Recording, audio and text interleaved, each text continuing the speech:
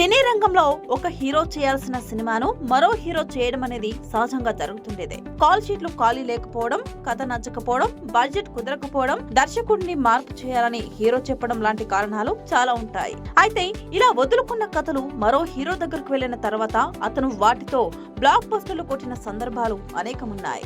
ఇలా young tiger junior NTR చేయాల్సిన 2 block buster సినిమాలు మ్యాచ్ స్టార్ గోపిచంద్ దగ్గరకు వెళ్లి అతను 2 సూపర్ హిట్లు కొట్టాడు. వాటి గురించిన పూర్తి వివరాలు తెలుసుకుందాం. అవే సినిమాలు బ్లాక్ బస్టర్ హిట్ అయితే మాత్రం మిస్ చేసుకున్న హీరోలు అవి సూపర్ హిట్ అయిన తర్వాత బాధపడుతుంటారు. గోపిచంద్ ను హీరోగా నిలబెట్టిన యజ్ఞం కథ మొదట ఎన్టీఆర్ దగ్గరికి వెళ్ళింది. అప్పట్లో మాస్ ఇమేజ్ తో దూసుకుపోతున్న తారక్ కు ఈ కథ బాగా నచ్చినప్పటికీ ఈ సినిమాకు వివి వినాయక్ దర్శకత్వం వహిస్తే తాను చేస్తానని ఎన్టీఆర్ కండిషన్ పెట్టారు. కానీ నిర్మాత పోకూరి బాబురావు మాత్రం అప్పటికే దర్శకుడు రవికుమార్ చౌదరితో ఒప్పందం కుదుర్చుకున్నారు. దర్శకుడి మార్పుకు నిర్మాత ఒప్పుకోకపోవడంతో ఎన్టీఆర్ ఆ ప్రాజెక్ట్ నుంచి తప్పుకున్నారు. ఆ తర్వాత అదే కథతో గోపిచంద్ హీరోగా యజ్ఞం తెరకెక్కి సంచలన విజయం సాధించింది.